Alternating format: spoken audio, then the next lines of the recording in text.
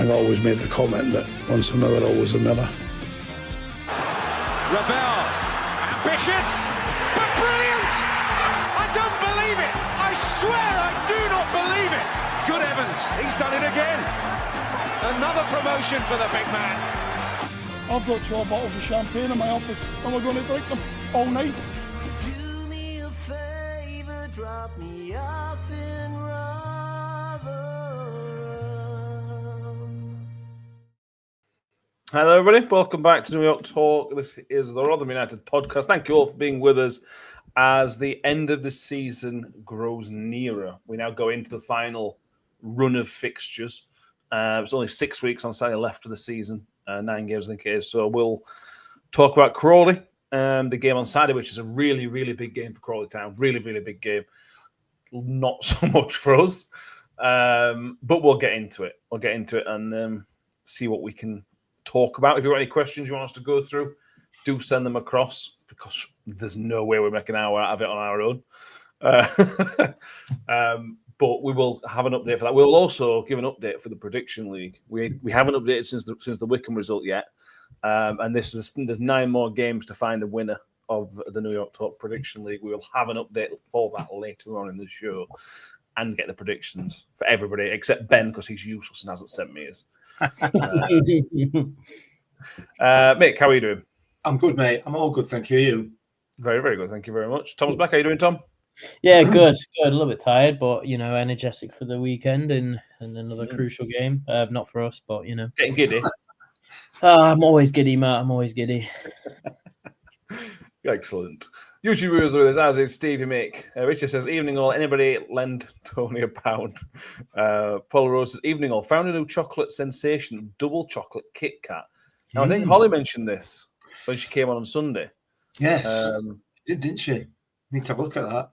They're a bit dodgy for me, Kit Kats. Some of them are all right, but I'm not a Nestle chocolate fan. You're not? Not really, no. Interesting. It's okay. Kit Kats on their own are all right, but when you start putting too much chocolate in there it doesn't really work for me. But for the purposes of research, I suppose we'll have to give it a try. It's important. It's important. Yeah. I mean, we've got Terry's on board. We need Nestle as well, really. Correct. Yeah, it's a public service for us to try. Yeah, exactly that. Exactly. Public service broadcasting. See what we can do. Martin Holland's with us, as is Darren Cook, Terry Fenby. Emma Wood says, good evening. I think we will lose on Saturday by Evans. Chris Page is with us. Shellstone says, final run. Does that mean it will all be over soon? Yes, well, not long left until the season's over. It'll all start again in August. And nothing will have changed. But we'll Heavy Metal RUFC is with us as well. Harry says, Eve Evans is on Sky Sports doing the pre-match coverage. Good to see us getting ready for Saturday. That's for Stevenage, Leighton Orient, the game tonight, which we are all missing. Chris Anderson says, good evening, all here for the chocolate chat only. We will see what happens. First of all, we have been very busy this week. We had a chat on the Monday, so the first of our summer series has been recorded this week. We spoke to Lee Peltier on Monday. I will get a trailer clipped up over the next few days so you can see a little bit of what we talked about, and then, like I said, we're going to put that out in the summer. First of all, I like Lee Peltier. I liked Lee Peltier when he played for us. He speaks very, very well. He's very honest about certain things and the way the club is. I don't want to say the way the club is run, Mick, because I feel like he's never kind of dealt with Tony Stewart and whatever else that case may be, but he wasn't necessarily positive about the way the club is. Let's put it that way. Yeah, honest, I think, is the word that you used, and that's pretty fair. Pretty fair. I mean, there's no slating going off or anything like that. But he's very honest and very open about the way things are. And to be fair, if you're going to watch it for a surprise, then you ain't going to get a surprise because you know what he's going to say anyway. Pretty much. Still watch it though. Still watch it. Yeah. Well, I'm never going to make a salesman, am I? No. Yeah, you know what he's going to say. May as well. There's never no surprises. I won't bother. Yeah. No, I wouldn't. I agree with you. Interesting. How are you doing, Danny? Hello, lads. Are we all right? Very, very good. Thank you very much. Thank you for joining us, fella. Yep. No camera tonight for me because it took best part of 5 minutes to actually connect to you lads. So it's better not to risk it. I don't think.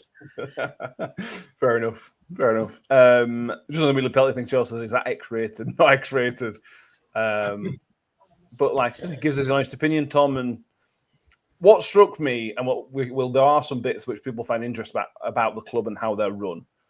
But what struck me was it was terrible the second year, but he clearly enjoyed his time at the club. And we said when we started speaking to him, we felt like he was a Rotherham United player, and that just kind of fits in. Ignoring everything else that he says, he really enjoyed his time at Rotherham United. Yeah, no, he said we a lot, didn't he? He said we when in reference, which I thought was a testament to his character. He caught himself saying we as well, and sort of try to spin it back on saying you or Rotherham or whatever. But fantastic man, really intelligent. I think is the main thing that strikes you, and it's his football knowledge is so good. I mean, he mentioned not much of a spoiler. He mentioned he was at the Wickham game, and he mentioned talking about it, and the stuff he was saying is. Considering he's no longer playing with us, and I assume only watching us sporadically, he's almost as frustrated as a lot of us. So with what he sees, so it was good. It's he was a Miller man. He was a testament to as a player to what we kind of want to represent, and he still appears to be one of us after he's left. So yeah, I think it's a positive sign that amongst all the negativity surrounding that season, he was still, he still came out of it thinking positively about us. So always a good thing. Yeah, I completely agree. It's worth a watch. I think it's definitely worth a watch. Having watched it back already, and I'll have to watch it back again to edit it properly. It's definitely worth a watch, and shines a light on a couple of things. Chris Page says Pelt's throwing a hand grenade into the mix. We're lovely, Peltier. That'll be out in the summer. We're also going to kind of re-release. So a couple of years ago, we did the 12-hour podcast and Trevor Berry and Adam LaFondra joined us. And I realised, checked earlier, we never put those out on their own as individual interviews. So you'd have to watch the full, work through it all. So we'll put the Trevor Berry and Adam LaFondra interviews out in the summer as well, just to give you some Rotherham United content while there's not much going on, even though it sounds like it could be a really busy summer again, which we'll talk about. We'll talk about that tonight. Like I said, if you've got any questions you want to get through to us tonight, do so in the comments. I'm sure we'll have time to talk about them over the next few weeks, maybe less so, because we've got back-to-back games over the next 2 weeks. But tonight we have time. So let's briefly talk about the Crawley game, Danny. I think they're 9 points adrift. This is their second game for Scott Lindsay, who left them early on this season. This, on paper, we should be winning this, but this has all the hallmarks for me for a Crawley Town victory. To be honest with you, they need it. We don't need it. It's just I've just got that vibe. Yeah, well, I mean, when we played Crawley the first time this season, it was effectively a nailed-on win as well, and we lost 1-0. Was that the game that we're on the way down to the? It was either that game or like the fallout from that game that we were on our way down to the Content Creator Awards. That was before, so yeah, we went to that was the Thursday before. Crawley game. So we got all the fallout from that, didn't we, on the way down, which was quite entertaining because Mick was having a good rant on the drive down, so that was really entertaining for everybody. That was shocking. But like you say, Matt, on paper it's a game where we should win or at least perform better than the opposition, but it's kind of another sticky patch for us as well. Like you say, their legendary managers come back, so we could get a little bit of new manager bounce off them. They've sort of set up in a way that we don't like, where they have got wide players and we don't. So if we play narrow, it's going to cause ourselves all sorts of problems because Crawley will just overwhelm us. And it's kind of a game more in Crawley's favour because, like I said, the 9 points clear. But if they beat us, it could be 12 points clear. So it's even more distance for them at the same time. But, you know, we're not exactly out of the mix at this point in the season. So it's not a must-win game for us, but I don't think we'll approach it as a must-win game. We'll approach it as just another game in League One, which actually might play against us because it won't make anyone fired up for anything. It's just another game in League One against Crawley. So I think it might play into Crawley's hands, which I don't want us to do. You know, it's like this season, we're not going to go up. Like, bless you, even the most optimistic fan, Matt, admitting we're not going to get playoffs this season, are we? But at the same time, I don't think we should be not ruling out relegation, but we're not exactly going to get relegated at the same time. So it kind of feels like a nothing game for us. But if we approach it as a nothing game, then it plays against us. But I do think the way we're set up and the way we've been playing and the way that Evans and Rayner approach games, we're going to approach it as just a nothing game, which will probably hand Crawley the 3 points, in my opinion. Yeah, it's difficult these games when we've been in the other way where we've been the team fighting for something and we come against a mid-table team. That they're kind of games you want when you're fighting for your life. You don't want to play Wrexham or fighting for something. You want to play Rotherham United and Exeter and teams like that who are just sailing off. If I was a Crawley fan, I'm thinking this is who I want to play at this time as well. Yeah, absolutely. They're 9 points off safety, aren't they?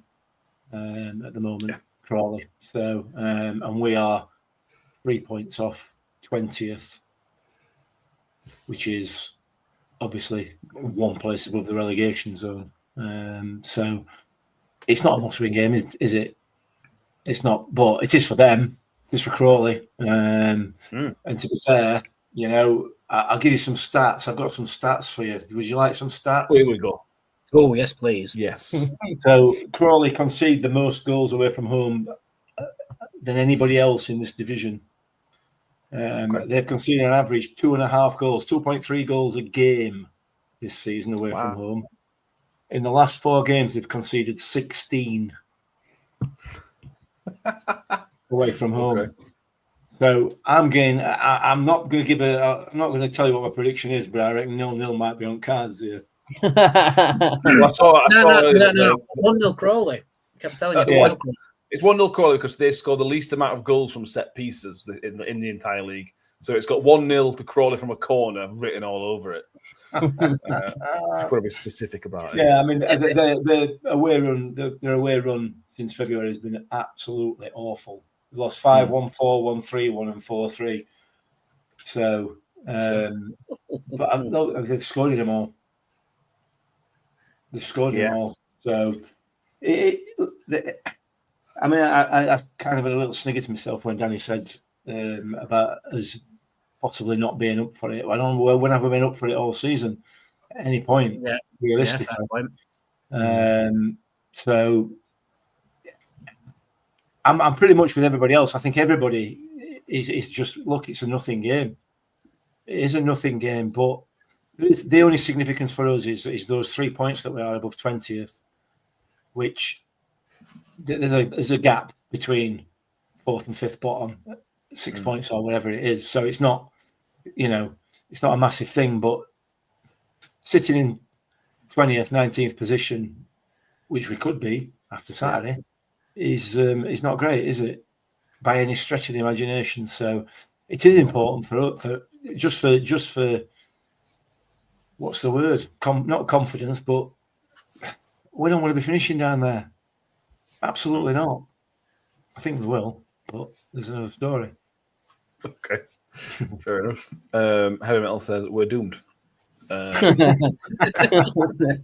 the point. I like it. If you were the manager, Tom, if you were in charge of Rotherham United, what's your kind of message to the players for this game and obviously the other 9 games that we've got between now and the end of the season? Because realistically, well, the playoffs is definitely gone, and realistically, we're not going to go down. We'd have to lose almost all our games for that to go down. So we are basically mid-table. We are done. But how do you motivate your players for these 9 games to either improve, to be entertaining? What would your messaging be?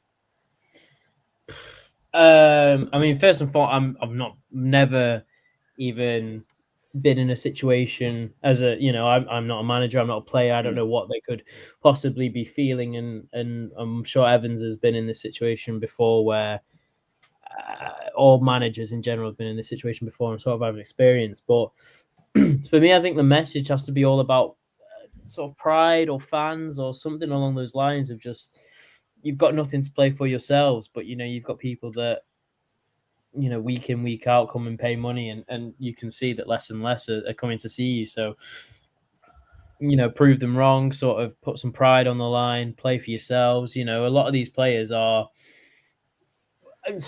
not deserving of a shirt next season, and that's the reality of it. So you've got to say that you've got to play for themselves, and the fact that most of them still aren't is quite typical of this season, really. And that there's a great deal of sort of quality that can be on the pitch, and is so far from it that you've got to imagine that it's the way that they set up, the tactics, the players themselves are just all underperforming. So you just hope that these last couple of games you sort of speak about pride and players deserving of being in next season, and maybe they're not, who knows. But as a manager, I put in young players now. I don't think there's much point playing any of these so-called old pros.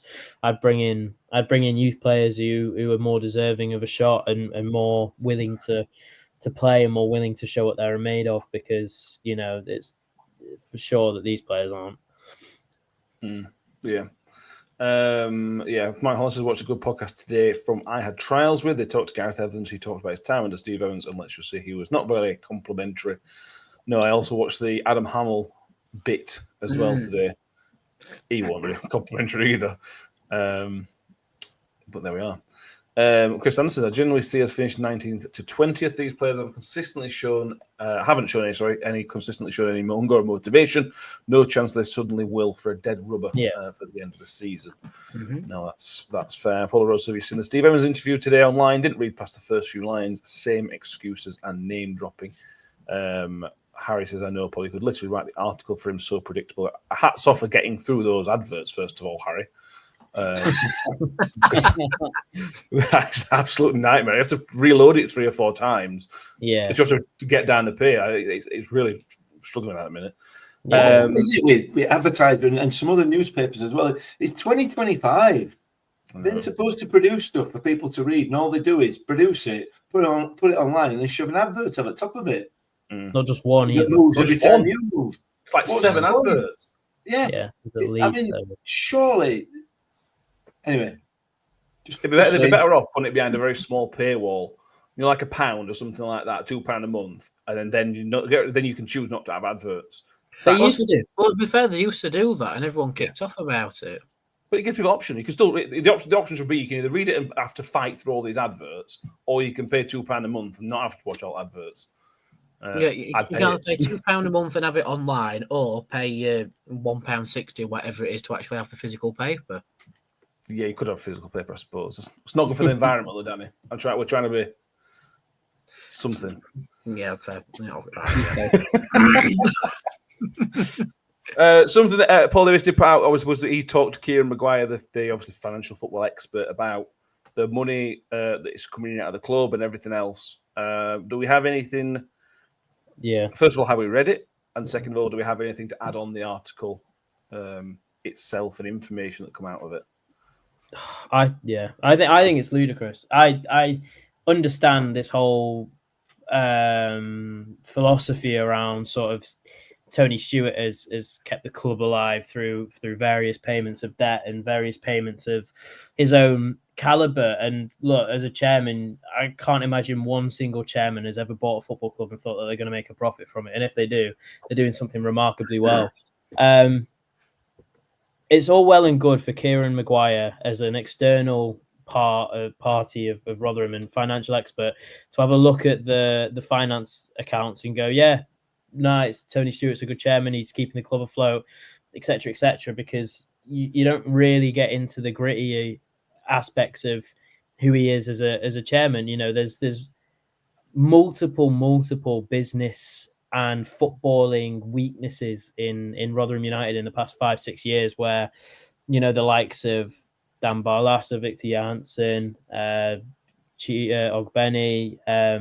even Kioso to a point, Wiles, who all ran down contracts because the contract situations were, you know, Paul Warren, contract situations were too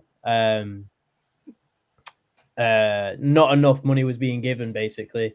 And as a result, you know, you lose money. So this whole rhetoric around sort of paying out of your own pocket to keep the club afloat actually shouldn't have been a thing, because you should have been able to pay off basically what the debt should have been with player sales. And if he was a better chairman, he would have been able to do that. You know, we put ourselves in such a prime position to really kick on in the past 5 years, and we didn't, because the chairman was unambitious due to the fact that everything was going so well. You don't really consider investment. So I think it's so easy to look at it from an external perspective and go, maybe, yeah, he's keeping the club afloat, he's doing a good job, nobody could do better. But actually, if you get into the nitty gritty and look what he does week in, week out, his treatment of managers, players, staff, you know, there's a reason why we don't put much money into the club, and it's because you can see some of the facilities. I mean, the training pitches, the you know, we couldn't train on pitches for the vast majority of last season, and in my opinion, that's a sign of a bad chairman. He just shouldn't, you know, he's looking out for his own financial well-being, and as a chairman, football chairman, you can't do that. So I think the article's a load of bogus, to be honest. I understand it. I understand where the point comes from, but it's a load of hogwash. Yeah. So to add a bit of context to it, so obviously, if I said in there that essentially Rotherham United are insolvent. Essentially, they need somebody with Tunishuk Pulley's money at the club wouldn't be able to function. Essentially, that's normal in football. If you listen to Prize Football and the Kimber Guys podcast and everything else, most clubs he talks about, that is the case. Vast majority of the football clubs, certainly in the Championship, where money's having to be put in. So that sounds scary, but it's not. It's football. You know, Tunishuk's not going to let the club disappear because he'll lose out. And not only his money that he's pumped into the club, the money that there's somebody who's going to sell it for as well. There's two sides to it in there. There's the business side, which is doing from comparatively speaking, football clubs, is doing quite well. Lost $1 million, 1.5 million, whatever it was. That's good. That's for football wise. That's really, really good that you're doing that. That's fact. And if you're Kieran Maguire, I know you're looking at that, and that's because he's not going to look at the deep things because he don't care about Rotherham United or the Charlton or anybody else. That's all you could look at, and he's right in what he says. The problem is, as fans and other clubs, if you look into this properly, like Tom's just said, and a few other people have put in the comments, so much more that can be done with this football club. And that's what we're saying, that we ain't necessarily got a problem with the finance side of things, but you should have laid the foundation. Something we talked about Peltier on Monday, Mick, that the foundation should have been laid while the club was in the Championship. You can't be in the Championship for all those years and still not have a functioning training ground at times, or an academy that's not up to, that's not as good as it has been, or should be, and everything else that comes along with it. I don't have a problem with the finance side. I'm happy with the finance side of things. I am very unhappy with the other things and how the football side is being run from almost top to bottom, the footballing side of it. Yeah, absolutely. And like you said, Kieran Maguire takes the accounts in isolation. Yeah, and looks at them, and for a football club, they're not bad. They're not bad. We are insolvent. Most, like you rightly point out, most clubs are insolvent. They shouldn't be trading. That's just that, but that's how it is. That's how football is. We're a lot less insolvent than others. So from that side of things, and the fact of where we are and everything else, and we're banging the same old drum about what Tony Stewart's done for the football club is amazing. It's fantastic, and I don't think he should be criticised for that in any way. from a financial point of view. I'm not one of these people who bangs a drum that saying, he should be digging his hand in his pocket and buying him and buying him and buying him. And I'm not. That's just not the way a football club should be run if you want it to be sustainable. But that is only one part of it. That's the good part. Unfortunately, the fact that Tony Stewart's still having to put money into it, I'm afraid, in my view, is his own fault. It's his own fault because of the size of the club and the size of the overheads, which aren't massive in footballing terms. We got ourselves in a position 4 or 5 years ago, 3 or 4 years ago, where we could have kicked on. Everything was in place. And we just let it slip. And now, as far as I can see from the outside, and most supporters can see from the outside, there is now no longer a plan. There is no plan going forward. We're not looking to buy younger players and sell them on. We've got nothing in terms of the academy. We're just looking at a constant overhaul or turnover, of older, more experienced players. The football is awful, as we've alluded to. The crowd, the attendances are going down and down. The match day experience for us as supporters away from the actual pitch is just absolutely awful, because again we're cutting corners by employing an outside agency to serve us with burnt pies and cups of hot water at extortionate prices. The training ground is a mess, still a mess, despite what Evans says. They may have spent some money on it, but it's National League standard. All these things do take money, I accept, but if we had a plan in place to buy cheap, sell high in terms of players, which we could have done, and we could have done many, many times over the last 3 or 4 years, then those things would be able to be paid for without expecting Tony Stewart to dig into his pocket, because nobody wants that. He doesn't want to do that, and I don't think anybody else wants that either.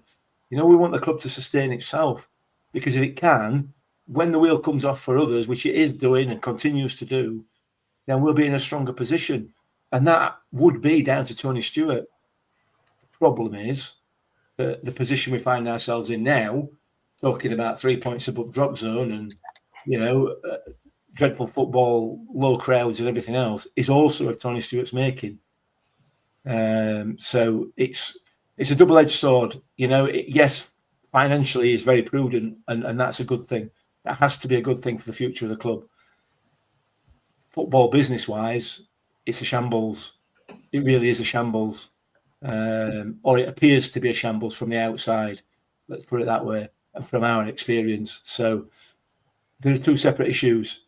And as I say, as far as I'm concerned, Kim Maguire looks at the finances, how the football club is financed. And I think somebody's mentioned it in the comments there. He doesn't take it in isolation. Yeah, John Davis is there saying that he's comparing us with other clubs. Absolutely, he is. But what I mean is when I say he takes the accounts into isolation, I mean in relation to Rotherham United, he doesn't look at the planning for the future. He's not looking at player sales, how we're looking to make money in the future. He looks at what we've done in the past, and that's it. So yeah, it's not a great situation, but we're in New York Stadium, and that is of Tony Stewart's making. But also the situation we find ourselves in now is of Tony Stewart's making, and it's not a great situation.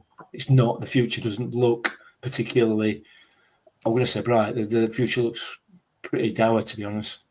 Yeah, it does. I'll go through some of the comments. Sam says Steve only means Tony Stewart owes £5 million to ASD. I think it is what it is. And so there is a bit of debt there to Tony Stewart's club company. So it's obviously not something to get too worried about. Chris says it's called short-sightedness. Chris Sanderson, commercially, we could be doing so much more to generate more revenue. Empty plots around the stadium, more events at the stadium, poor catering staff. We could go on. Steve said, I'm not sure fans want him to spend loads or get us into that. It's just long-term football plan and League One facilities. So says Tony's just hanging around for the planning permission. Legaston Crimes is going to pay back his loans and have a building then sell. John Davis says, Tony Stewart is an excellent chairman who ensures that we have a club to support. Absolutely. Please stop your uninformed opinion criticism of him. For me, you can't just lean back on that Tony Stewart is the saviour of the club. Yeah, fair enough. He took us out of Millmore, got us up and running again effectively. But I've said this on a previous podcast. He is more now than ever leaning on tarnishing his reputation of saving Rotherham United because he's not took that next forward step. He's sort of just sat down and gone, yep, I've saved the club. That's my legacy. But he's not looked at the next step, and his next step is progressing the club. All right, fair enough. We became somewhat sustainable in the Championship for a couple of seasons. We needed a great escape by Holly's book, by the way. That'll tell you all about that season. And then we were so close yet so far every single time with Paul Warren. We nearly got there again under Matt Taylor. And now it's just like the chickens have come home to roost a little bit, that it's shown that short-sightedness, that lack of investment where it actually mattered, which was building the foundations around the playing team. Because I think we're one of the few teams in the country that has no academy set up past under 18s level. It sort of gets to under 18s and that's your reserve team. And that's it. You know, so many teams have under 21s or more of an academy setup, but we don't have the facility nor the means to have that. And I think that's the biggest foresight, that we've got no backup, we've got no real academy set up to dip into, other than, if we're lucky, one or two players a season. You know, we've talked about a couple players this season who might make it. And the standout person who has made it is Ben Wiles, but even he's moved on now because we can't develop him anymore. You know, like Exeter is a club that's very similar in size to us. All right, fair enough, there's not as many big teams around them at all. Well, they've got a stellar academy setup. You know, their academy setup's produced Ollie Watkins. You know, it's produced a fair few players that they've managed to dip into and sell on for a good fee. But we don't have that. We don't have the sustainable football backup that a lot of clubs have. And I think that's why Tony Stewart's had to put so many of ASD's money into it, because he is effectively our only benefactor. We have the money man, and that's it. We don't have any backup to that. We don't have massive sponsors like some clubs. We don't have the academy set up that we can sell on and make a little bit of profit. And that is short-sightedness. Yeah, but on top of that, though, Danny, we also don't have the stupid amount of debt that other clubs have as well. Yeah, no, that is a fair point. Yeah, you know, and with the greatest respect to what you're saying, and I do agree with you, but academies cost money. You know, yeah, it's got to be financed one way or another, and we're struggling. We are struggling, just like every other football club is struggling. But the chairman has not allowed us to go into masses of debt, which is and the consequence of that has been us yo-yoing between League One and Championship. All fine, all well and good, you know, and we could continue to yo-yo. It's not that until we're able to put some sort of plan in place to make a little bit of return on our investment, i.e. through players, and that's not been done, you know, i.e. through filling the stadium every week. That's also not being done. So the point is, from a financial point of view, I agree with Kieran Maguire. He's doing a really, really good job. And as John's put in the comments there, look at other football clubs around us, not just around us, but across the leagues. They're in much, much worse state than us, with people pouring money into them. We're not in that position. However, we could be in a much, much, much better position without spending any more money. We could have been, had the decisions that have been made, again, by the chairman and the board, but arguably the chairman, have put us into the position we're in now, which is a million miles away from where we should be and where we were 4 or 5 years ago. And that's the important part, and that's the thing that's not covered in the accounts. No, you don't see that in there. Yeah, that's the thing I'm trying to get to. At the end of the day, we are in terms of some clubs, like prime example of what's happening right now, Reading, we are a million times better than where Reading are right now. But it's the key decision making at key moments in past 5-6 years or so, which could have took us so much further on than where we are now. And I think it's that lack of critical decision making and all right, a little bit of risk taking that has put us in the position that we are now. I don't even know whether it's that. We've not taken risks. You take a risk by getting Everton, don't you? Well, that went to risk. That was a foregone conclusion. That was a foregone conclusion. Yeah. We said that at the start. Not everybody, but a lot of people said it was a foregone conclusion. The rot started when he took the money for Paul Warne. That's when the rot started. Because of Warne, he had a plan. Whether you liked it or not, Warne had a plan for the club. Yeah. I mean, Judge, I'm sorry, I completely disagree with your criticism of Tony Stewart. Can we take account of reality that is football lunacy? So 2 parts. First of all, none of us are criticising Tony Stewart for the money he's put into the football club. I agree with the football lunacy. Wrexham's accounts came out for the previous year. They accumulated something like £26 million in revenue from sponsorships in League Two. And that's obviously going to go up in League One. And, we know Birmingham, we know Charlton, the big club, we know these other clubs. We're not saying we need that money in. I don't think. What we're saying is you need to run it better. You need to run the football side of things better. Training ground needs to be improved. We need to ideally do better with academy, but that's not end of world because you're a senior football club. You need to be better with contracts. Because Tom's mentioned a few times how much money have we lost from rubbish contracts over the last 5 years, 5-6 years, whatever it might be. That'd be almost a training ground in itself. We're losing more in summer. Well, yeah, exactly. Will go. Cameron Humphreys will go. Both of whom should be going for a lot of money. Yeah, exactly. We're going to let them get.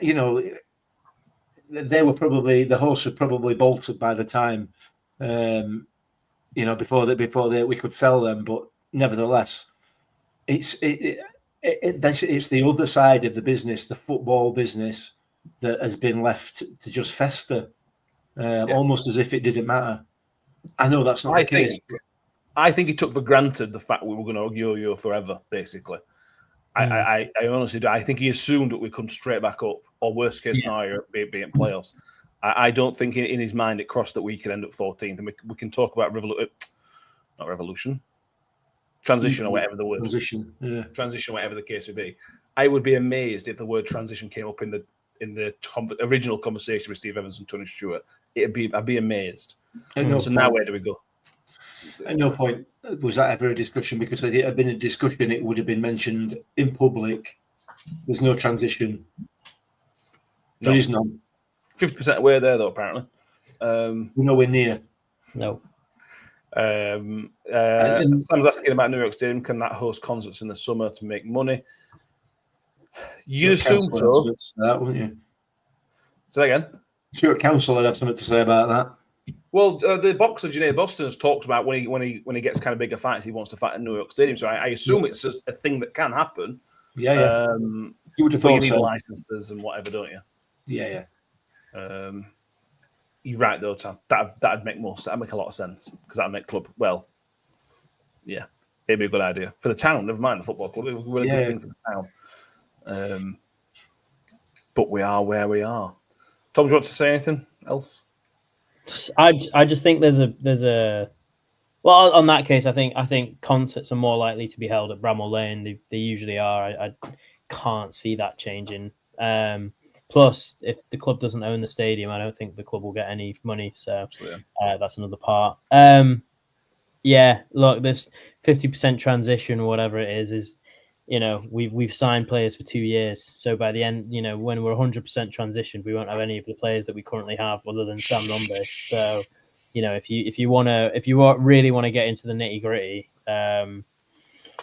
it's such a short-term plan that it's got to be the fault of the manager and or the chairman, and I think it's both. I just think it's so short-sighted, and I think you're right, Matt. I think Tony Stewart took for granted that we were too good for League One and not quite good enough for the Championship, and I think that really, really was taken for granted. because it can as soon as one thing goes wrong for this club and for what's happening, it feels like it mounts up on top of each other. So I think that's what's happened. Yeah, I agree. Just touching on Paul Davis' article talking about contracts for the summer.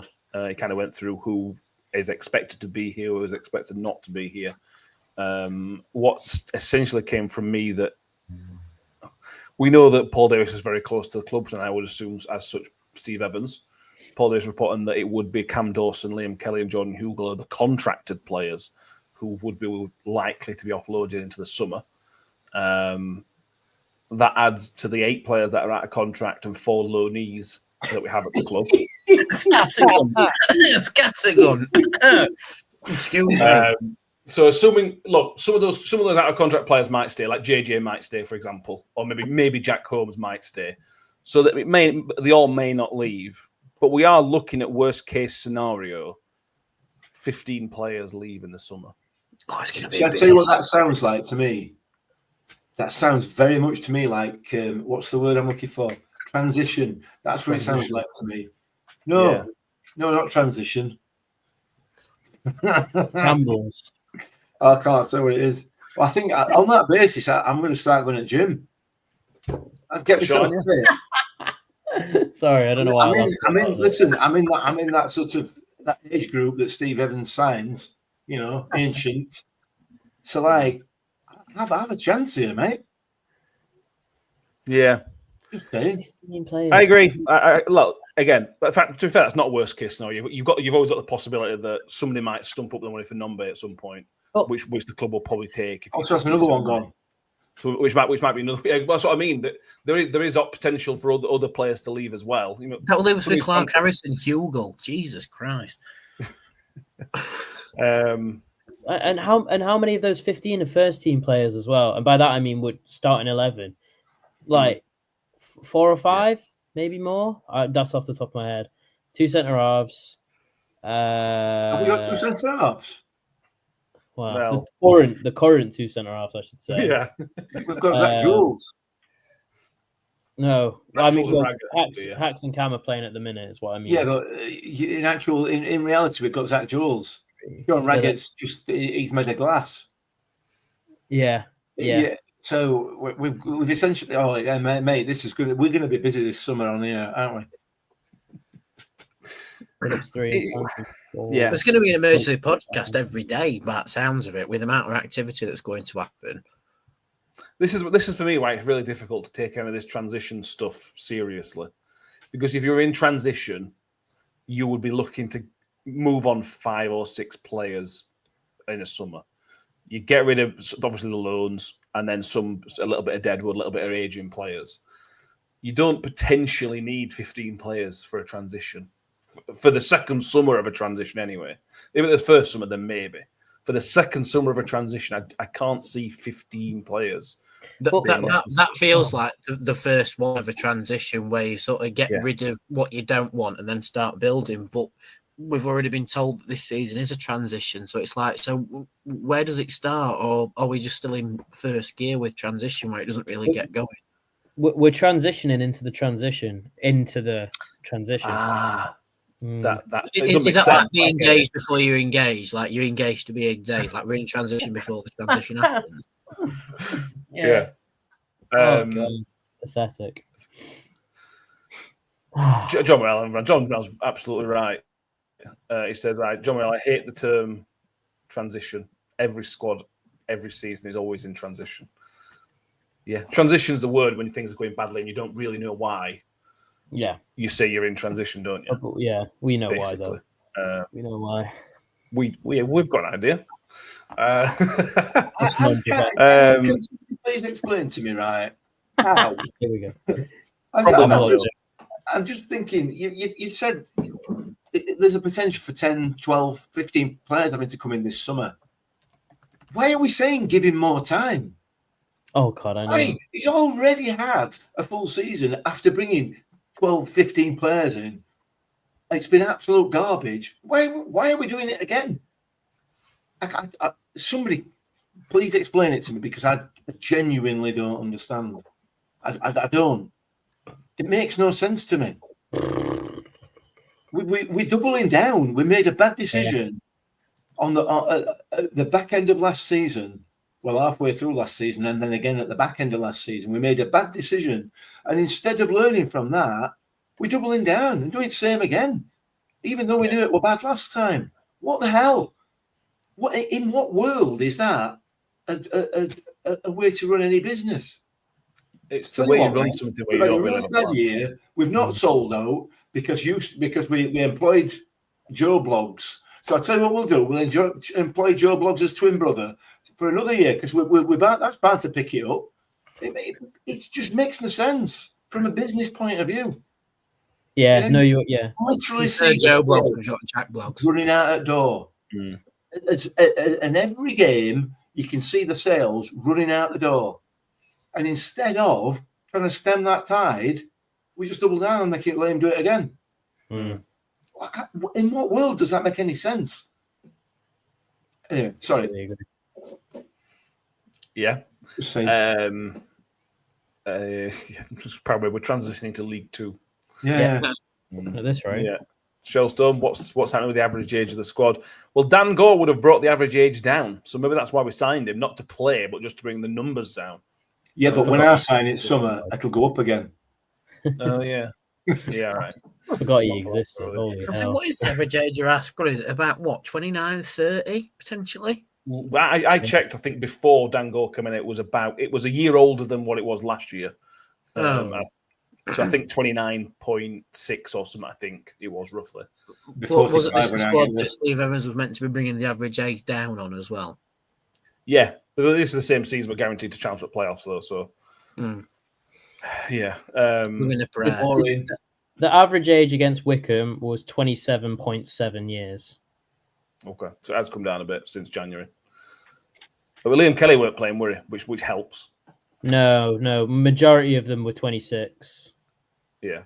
So, and majority of Clark Harris weren't playing. So Clark Harris weren't playing, who was 30 plus. Liam Kelly weren't playing, who was 30 plus, who were playing against the other team, Exeter. But yeah, it's not come down, let's put it that way, from last season. John Morrell says, there is no plan, Mick. It screams from the outside that the owners thought, well, what worked last time, it can work again. That's called the Rotherham United way. Despite being told it won't work again, not by supporters, not by us, but by people sitting around his own boardroom table telling him that it won't work, and yet we still do it. And not only do we do it, we do it again. Yeah, not just the board, though, was it? Bizarre. Steve, anyway. Steve says, who are the 50% that are good enough who will start? Don't know, Steve, to be honest with you. We'll come on to that. Hopefully these 9 games will tell us. Hopefully. That's not Steve Evans asking his pick team for Saturday, is it? Yeah. Kelly Wilson says, do we think Wilkes will sign? Yeah, Evans is doing the classic thing of saying we're going to try and sign these players. I have a very simple answer to that, by the way. Go on. Willie Bollocks.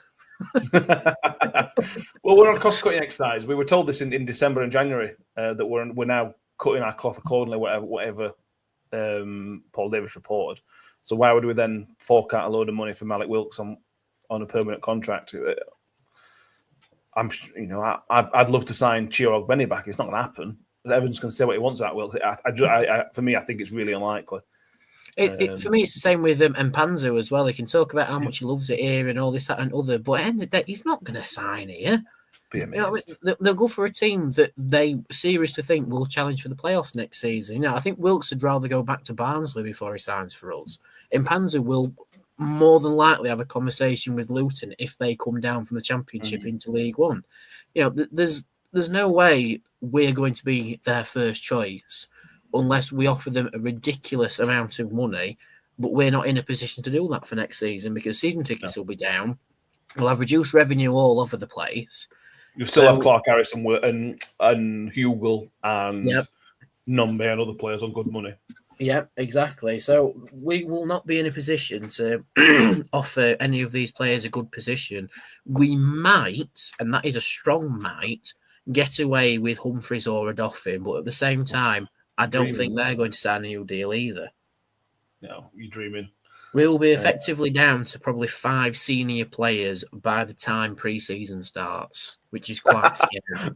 That would be very grim. We need 20. Imagine us playing 5 against 11 against Parkgate. That would be hilarious, wouldn't it? Yeah. One thing that did come out this week, by the way, was Harrison Duncan. Paul Davis talked about Harrison Duncan and said he's on a youth contract until he's 18. So he is in contract, Duncan. He's not somebody who could just leave for the club for nothing. We may not get the money that he's talked about if he was a senior pro, but he is under contract. So that's a good thing. I don't think that's anything special that the club have done that. I just think it's a youth contract they've got him on. So that's something, at least. Right. Anything else we want to mention in terms of that side of Rotherham United? Fed up of talking about it now. Yeah, fed up. Yeah, agreed. Fed up. Class. What do we think crowd's going to be on Saturday? Official. Well, officially it'll be 9,000, won't it? Although Crawley will be less than Wickham. Yeah, true. So I reckon what they plug the attendance has been will be probably about 8,100. In reality, it'll be about 5,000. Yeah, I think it'd be a bit less potentially because don't know. Well, we'll wait and see. But there'll be plenty of empty seats, which you'd expect people to see. Sam says he wants to see the youth squad play for the rest of the season. Yeah, let's do a Bolton just for laugh. See where we end up. It's time to get Harry. If Harrison Duncan is what always meant to be made up to be, it's time to get minutes. You don't have to start him every week, but it's time for him to start getting minutes and start showing what he can and can't do at his age and where the next level is going to be. Again, I'm not convinced that's going to happen, but we will see. Let's move on slightly to. I'll give you the ref watch before we do the thing for the prediction league. Here we go. Lee Doughty is the referee. Look, I don't think he's a very good referee. Let's put it that way. He did the Stockport game on the 29th of December, whenever it was. He's a classic championship referee. It'll be a very stop-start game. He generally favours the bigger team, so actually it might work out in our favour against Crawley. No offence, Crawley. But we'll see what happens on here. If anybody doesn't know his work, he sent off Cohen Bramall at Burnley after Vincent Kompany shouted at him to do it. So I've still not forgiven him for that game, by the way. And the throw-in incident and the other few bits on there as well. So welcome back to that is legit the most irate I've ever been after a football game. It's winding me up now just thinking about why have you done this to me, Matt? It's wound me up already. It's what we do. Phil says, why don't we start a Stuart out? We're not going to be doing that. I don't want rid of him. I absolutely don't want rid of him. I just want him to do his job that he was so competent at doing up until 2 or 3 years ago, until he got Steve Evans back in his eyes. He was doing a fantastic job and still is financially, but business wise, he needs some help, or he needs to get together. Yeah. Bit more back to the Crawley game, though, Nick. What obviously with the Wickham game, it was Wilkes, Nombe, and McWilliams in behind. I don't think we'll have any centre halves back, so you're probably going to see Cam and Hacks as your back two, Rafferty and James. It'd be a miracle if any of those didn't play. Do you expect to see that again? Do you think you would see Clark Harris come in? Is JJ going to get his chance? Is it going to be a miracle and Jordan Hugill is allowed to enter the pitch again? What we thinking? I don't know. I think midfield you can forget about because you could put anybody in there. It's almost irrelevant at the moment. But I don't think that will change the midfield, and I don't think the back four will change, injuries permitting. JJ should start, definitely. I don't think he will. I think he will continue just to get 10, 15 minutes in all or most games for the rest of this season. I wouldn't be surprised at all to see Clark Harris start. I wouldn't be at all. Because he loves him. He just wants to play him, doesn't he? So, I suspect he may. I'd like to see JJ start, though. I think John Hugill won't play again this season under Steve Evans. I don't really know why, but that's just a feeling. And also, he's allegedly been injured, hasn't he? So if he has actually been injured, we don't know where his fitness is going to be like. So yeah, I expect to see Clark Harris start, I think. Yeah. I watched a little bit of the Crawley game last week. We've obviously been on telly because it's a weekend. They played out from the back a lot. So you'd like to think we'd start with some legs up there, Tom. Because if you try to play football in League One, you're not good enough to do it. You'll get away with it a few times, but you can get caught out. So you'd expect to see the legs of McWilliams, maybe JJ, Nombe and Wilkes up there. But I agree with Mick. I can see it now that Clark Harris strides out there with carpets under his arms at come 3 o'clock from out the tunnel. Carpets under his arms? Got you. Sorry. That was another saying I had no clue about. I apologize. He's under his arms, Jesus Christ. Yeah, I agree. And you know what's absolutely ludicrous is that you could probably, there are, but you could probably put out a balanced squad that can really deal with Crawley sort of playing out from the back. And don't get me wrong, Matt, you're just a non-professional, but if you've watched them once for 20 minutes and so that they play out from the back, let's hope that our management team who get paid a lot of money and have a lot of responsibility on their shoulders watch as well. Because look, the best teams that we play are the teams that play out from the back because we've got players with high energy and a decent work rate up the top end of the pitch. So you'd hope that, you do play Nombe and Clark Harris behind, with McWilliams behind or Wilkes in for Coyote.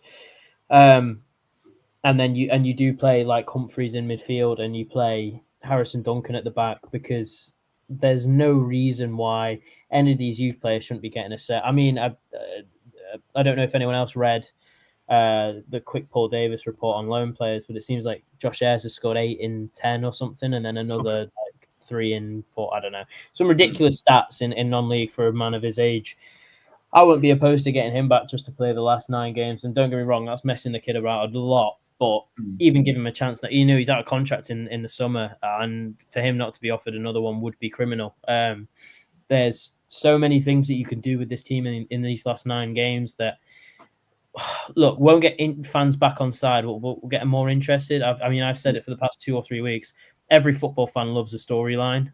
JJ, Harrison Duncan, Jack Holmes have all got parts to play in a sort of storyline, if you want, of this club. And I mean, we speak about JJ a lot being given 15 minutes here, 10 minutes there, and 5 minutes the week after because, he's done so little to deserve his chance in all the other games, which is a complete false sense of the word. He comes on with 15 minutes to go, does more than enough, and then plays 10 minutes the next game, still manages to contribute, plays 5 the next, and even contributes even more somehow and still doesn't get a chance to start. So as you say, if Clark Harris walks out with carpets under his arms, I'm never going to say that again, by the way. So then I just think it shows the direction that this club's going, and it's just flat, so flat, no excitement, no. And that's not anything against Clark Harris, but we know what he's about. We know he's a lumbering forward who can can't really. He's not mobile. He's not quick. He can't really hold it up. He wins his flick on, sure. He's a good finisher, but for me, Jay, you got to start the young, energetic, sort of in your face players, the aggressive players. You can move Cam back into midfield. You can play McWilliams, Powell, and Panzu. That's an engine of a midfield with 2 strikers in front of them that will equally work as hard, but we really won't. You can play Harrison Duncan, who is meant to be this next big thing, and it's I understand he's 17 now, and I understand it's really ironic that we're labeling him this, but from the brief cameo he had against Newcastle's under whatevers and the sound of what he's doing in non-league under 18s is that he's a big, aggressive centre half. And what does Steve Evans keep saying we need? A big, aggressive centre half. And look, I get he's 17. He might not be that against the men, but you may as well try it. And if it doesn't work, it doesn't work. But if it does, you'll look like a stroke of genius, and that's just more. It's more arrows to add to Evans's quiver of I'm the greatest manager ever to live. So, I'd say give it a shot. Yeah, fair enough. David Tracy says Harrison will be in the squad and will get minutes, apparently. John S. says Duncan is said to be going to Everton. That's because his mate, Moisey, has played a conversation, hasn't he? Sorry. And his other mate, Sean, Dicey, as he calls him, probably. As well. Dicey. How are they, mate? How are they, mate? I read that and I just laughed because how are they, mates? How have they ever come across each other? In what world? Are you telling me you believe it? No, of course I don't. That's why it's so stupid. That's why it's ridiculous. At least him and Moyes are both Scottish. Like, okay, it doesn't even make sense. I don't know why I'm trying to even justify that. I must have wondered why was Sean Dyche at Blackpool against Northampton? I used to play for his son plays for Northampton, doesn't he? Does he? Max Dyche, yeah. Oh, there you Max, go. That I kind of believe. Yeah. There you go. I don't think he probably got sat next to Sean Dyche by accident and just got talking to him. He's like, oh yeah, we're best mates. It wasn't an accident. Evans has got in late since Sean Dyche sat on his own. Got on sat with him. I think he's likely. Sam says Evans might have played with Moyes, which is possible. I think they're similar age, aren't they? That wouldn't be a surprise. I just double checked. Sean Dyche's son started and played the whole game, so that would make sense why he was there. That does make sense. I'm not going to go there. No, we're not touching it. We're not touching it. You're going to watch your mate play. You're going to watch your son play. Sorry, and you just want to watch your son play. And yeah, Paul Rhodes says, "What about Gareth Ainsworth into Gillingham?" I think he was wild this year. Gareth Ainsworth jumping ship. Funny to watch a bit of a meltdown for Shrewsbury fans. I have nothing against Shrewsbury fans, but funny watching a meltdown of seeing a man betray them. Funny, very funny. Right, let's move on to the most important part of the show, the part you've all been waiting for, the Prediction League. Now, there are just 9 games left of the season, so there's just nine more games for the important stuff to happen, for people to get predictions correct and incorrect. Still waiting on Ben's prediction, because he is useless. But there you go. But we'll see where we are. So here is the updated league table after the Wycombe game. Tom was literally 2 minutes away from shooting right up that table. We did go 2 on Wycombe. There was 2 goals happened afterwards. That meant that Danny, Tom, and Joy all picked up a point each. Mick, another pointless one. Again, you were, if you're getting a few minutes, we paid out 90 minutes, Mick, you would have picked up 4 points. I would have been top of the league, wouldn't I? You would, but we don't. How is this league more exciting than League One, by the way? It isn't it? It's difficult, that, isn't it? I'm staring out my front window and watching grass grow this afternoon. One more exciting than League One. When we were at the game the other week, I think I can't remember the Exeter game or another one. I think we had 2 people talk to me about the Prediction League who were more interested in talking about than they were about the actual football. Please make yourself known if it was you. That's brilliant. That's really good. What I want to know is who people are wanting, who are people rooting for in this league. You've got not much to root for Rotherham United. Who? That's an unfair, because everyone's going to go for Mick. Because they might go for Mick, but they might go for an underdog. Mick's been top of the league all season. Yeah, he's but the Liverpool of this league. He's been there all season. Now, don't compare Mick to Liverpool. You'll upset him. That wasn't an accident. Yeah, that's. I kind of want Kev to win. If Kev wins now, goodness me, it would be glorious. Yeah, he deserves to. But better if Ben won, actually. Just abuse. I said we. It is me. Right. If Kev wins the Prediction League by going 3-0 to Rotherham every single week, he needs an award of some kind. Not just whatever we've got in store for the Prediction League. He needs like a proper award for doing it, because that would be the biggest upset since Leicester won the Premier League. It would. It would.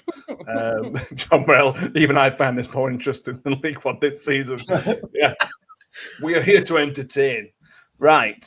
Joy is the current league leader, and London Millers are shirt sponsoring on Saturday as well. So Joy will be there. If you're in the posh seats, go and say hello. She has predicted 3-1 to Rotherham United. Kev has also gone 3-0, obviously. Tom, you're next on my list. And I think this is probably the hardest game to predict for the rest of the season. Because, and we mentioned this earlier, in theory, we're a better team than Crawley. But we lost them early on the season. They've got everything to fight for. This makes this a really, really hard game to predict for me. What are you going to go for, Tom? Were we at home? 2-1 Rotherham. I don't know. 2-1. Okay. 2-0. Write it down now. 2-1. Yeah, no. 2-1. I'm going to say 2-1. I just changed it. No, I'm going to go 2-1. God. In fact, right, I'm going to go now.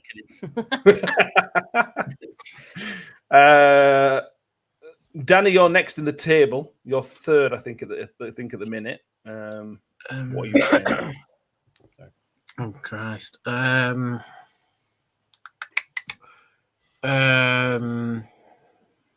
Crawley. Danny's playing it tactically and hoping that Crawley wins so he picks up some points and nobody else does. Mick, you are giving me vibes of Rotherham United in 21-22. Storming away with it. By Christmas, it looks like it's signed, sealed, delivered. Having a blip. Can you do what Rotherham did and finally find some form and get over the line? What are you predicting? I was going to go 2-1 Crawley, but now he's done that. He's nicked that. They've won 3 times away from home all season, Crawley. Okay. 2 by 1-0 and 1 by 2-1. But they're conceding for fun, aren't they? They're absolutely conceding for fun. Remember their new manager last week. Yeah. And that was 1-0. Yeah. And that was at home as well. It was, but it's still a new manager, a good manager as well. I'm going to go 2-1 Rotherham. Okay. Still in Tom's. Yeah, sorry. That's all right. I don't blame you. I would still. No, I'm going to go 3-1. Yeah. 3-1 Rotherham. So you're still enjoying. If it's 3-1, I'll have a choice. Yeah. Oh, for crying out loud. 3-2. Okay. To us. To them. No, to us. I don't know. No, to us. 3-2 to us. 3-2 to Rotherham United. Yeah, why not? Reverse scoreline. Okay. 3-2. Okay. There we have it. There we have those predictions. We have Travelling Brian 3-2 to us. Terry Femi says 2-0. He thinks we're going to have 5 wins, 3 draws, 2 losses.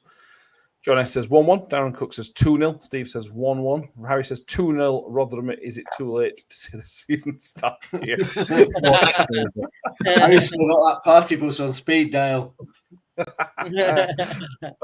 Fisherman says 2-2. Paul Rhodes says 2-1 to Crawley. Chris Taylor says 1-0 to PvP. John Miller says 2-0 to the Millers. Stephen Hicks says 3-0. Richard says 3-0 Evans. 3-0 to Crawley. Evans is his old team a favour. Can you imagine 3-0 to Crawley on Saturday? That would be rough. Jeremy says 2-0 to us. Walter, the Hope Valley Railway enthusiast, says 4-2 to Crawley. John Wells said, I'm Crawley. You new manager, but you can't polish a turd. We know that. We do know that. Oops, there we go. Anything else we need to mention? Yeah, how have we made 1 hour, 8 minutes out of this?